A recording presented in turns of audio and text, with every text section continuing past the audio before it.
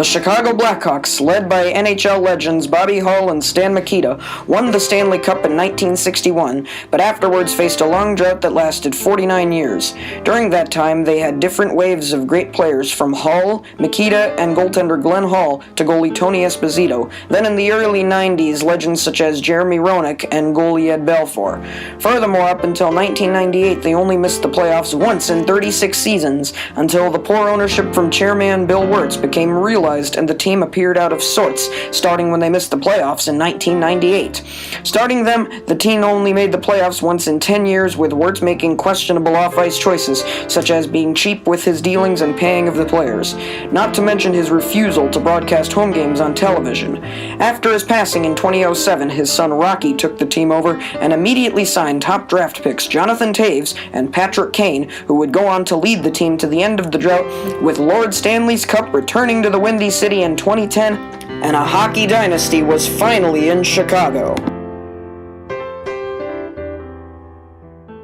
As the civil rights movement in the southern United States was becoming the political and social story, the Chicago Blackhawks made some history themselves.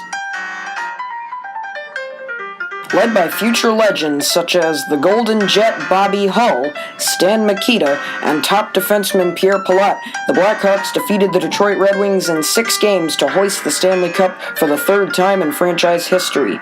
Despite not winning another cup for the team, these 3 players remained significant, and they helped lead the team to make the playoffs in 10 of the next 11 seasons. While the truth about President Richard M. Nixon was being revealed and the Watergate scandal was about to be concluded, the Golden Jet Bobby Hull made his own controversy in the Windy City. Things on the ice seemed amazing when he did what nobody ever thought would have happened.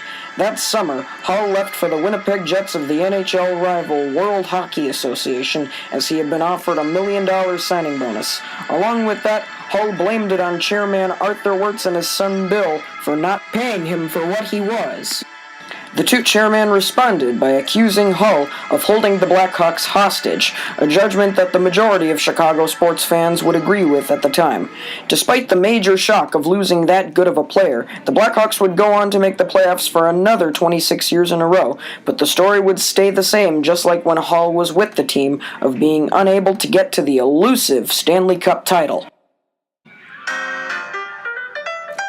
By 1992, as America's conflict with the Soviet Union had just ended, the Blackhawks had made the playoffs 22 years in a row and had 2 new faces that became well known for their key plays, such as power forward Jeremy Roenick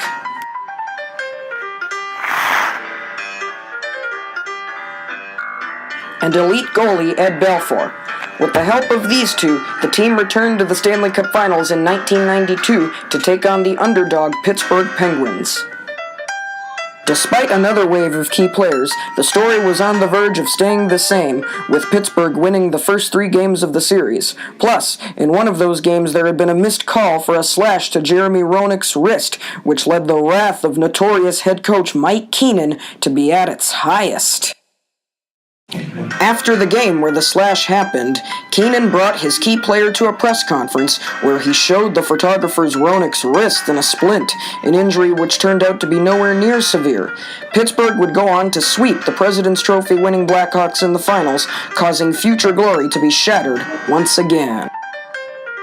During the time when the Chicago Bulls were repeating NBA championships led by the world-famous Michael Jordan, and when America was in a place of conflict with the Middle East after 9/11, the Blackhawks were in their own place of conflict with their front office.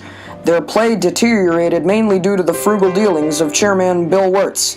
He also never allowed for home games to be broadcasted on television, fearing negative impact on ticket sales.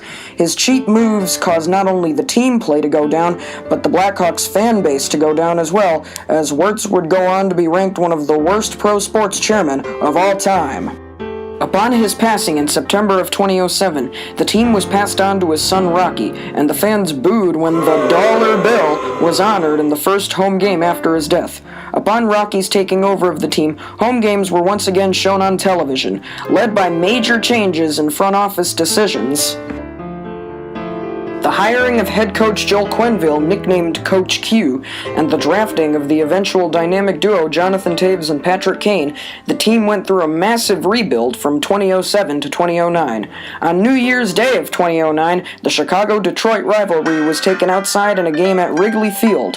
Despite a loss, the Blackhawks would prove unimpacted with a return to the playoffs in April of that year, nor would they be impacted by a 5-game series loss to Detroit in the conference finals, as the next season would prove to be the end of the search for the treasure. The Blackhawks returned to the Stanley Cup Final in 2010 to face the Philadelphia Flyers, and a little luck finally struck. With Game 6 tied at 3 and needing overtime, Patrick Kane shot the puck right through the legs of Flyers goaltender Michael Leighton, and despite no one knowing where it was right away, history was made, and for the first time in 49 years, Lord Stanley's Cup returned to Chicago, and a hockey dynasty finally showed up in the Windy City. Kane's fellow dynamic teammate Jonathan Toews would go on to win the Conn Smythe Trophy as the playoff MVP, and the team would go on to win 2 more Stanley Cups in the next 5 years.